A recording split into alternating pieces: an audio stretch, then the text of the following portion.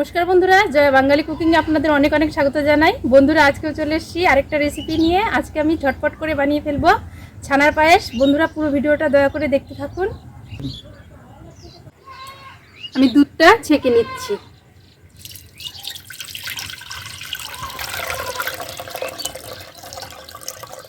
আমি প্রথমে উনুনটা ধরিয়ে নিচ্ছি। আমি ছানা বানানোর জন্য দুধটাকে ভালো করে জাল দিয়ে নিচ্ছি। দুধ গরম হয়ে গেছে। আমি ছানা বানানোর জন্য 1 চামচ ছানা পাউডার দিয়ে দিচ্ছি। দেখুন কত সুন্দরভাবে ছানা তৈরি হয়ে গেল। এখন আমি ছানাটাকে নামিয়ে নেব। একটা সুতির কাপড় নিয়েছি, ছানাটাকে আমি ছেঁকে বের করে নেব।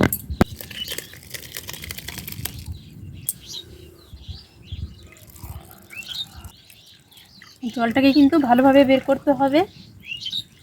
এদিকে পায়েসের জন্য আমি দুধটাকে ভালো করে জাল দিয়ে নেব। দুধটা জাল হতে থাক, আমি এদিকে ছানার বলগুলো বানিয়ে নিচ্ছি। ছানার থেকে জলটা ভালো করে আমি ঝরিয়ে নিয়েছি। এটা কত সুন্দর হয়ে আছে। আমি ছানাটাকে ভালো করে মেখে নেব। এখানে আমি দিয়ে দিচ্ছি 1 চামচ চিনি। আমি দিয়ে দিচ্ছি 2টো তেজপাতা, গোটা এলাচ।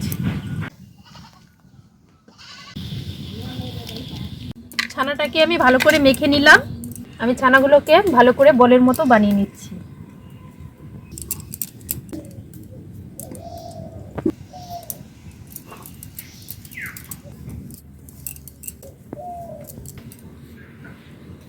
বন্ধুরা, ছানার বলগুলো বানিয়ে নিলাম।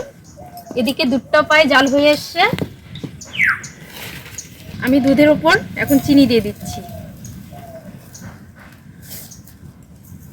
এখানে 2 হাতা পরিমাণ আমি চিনি দিয়ে দিলাম।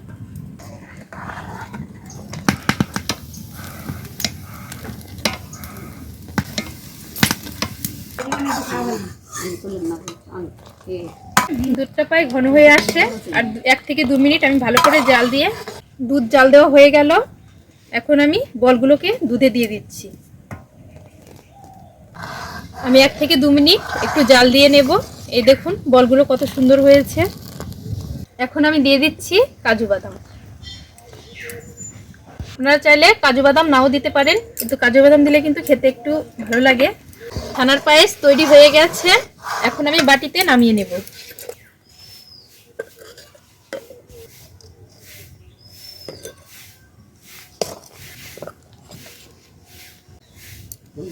বন্ধুরা, আমি খুব অতি সহজেই ছানার পায়েস বানিয়ে ফেললাম।